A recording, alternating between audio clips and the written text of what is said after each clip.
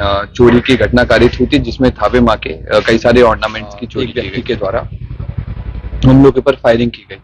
हम लोगों के द्वारा उसको चेतावनी दी गई। आत्मरक्षार्थ हम लोग के द्वारा भी उसके ऊपर 17 और 18 की रात्रि में थावे थाने क्षेत्र अंतर्गत थावे माँ के मंदिर में चोरी की घटना कारित हुई थी, जिसमें थावे माँ के कई सारे ऑर्नामेंट्स की चोरी की गई। इसमें हम लोगों के द्वारा पूर्व में एक दीपक राय नाम के व्यक्ति की गिरफ्तारी की गई है। उसी के कन्फेशन के आधार पे, उसी से पूछताछ के आधार पे हम लोग उसके जो बाकी लोग हैं उन पर फोकस कर रहे थे।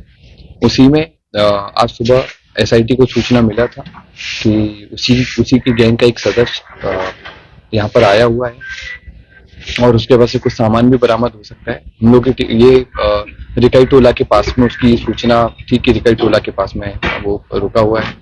हम लोग की टीम जाकर के छापेमारी की, सत्यापन की। उसी क्रम में एक व्यक्ति के द्वारा हम लोग के ऊपर फायरिंग की गई।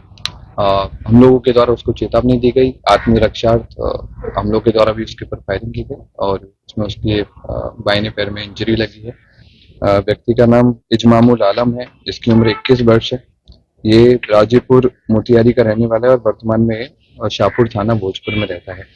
हमें इसके पास से थावे माँ के मुकुट का कुछ पीसेस बरामद हुए हैं और इसके द्वारा कन्फेस किया गया है और बाकी पूरी गैंग का भी नाम बताया गया है और कहाँ कहाँ पर कैसे लोगों ने घटना किया था, किस किस को आभूषण दिया था और बाकी जो माँ के जो आभूषण है वो किसके पास में है, वो सब इसके द्वारा बताया गया है और वो भी हम लोग जल्दी बरामद करेंगे। अभी जो बरामदगी है उसमें उसका फोन बरामद हुआ है जो घटनास्थल पे था और मुकुट का, क्योंकि उन्होंने मुकुट को तोड़ करके उसके पीसेस कर दिए थे, तो उस मुकुट के कुछ कुछ पीसेस हमें बरामद हुए। तो ये सीसीटीवी जब कैमरे में दिख रहा है, क्या दीपक राय के साथ जो है वही है या कोई और?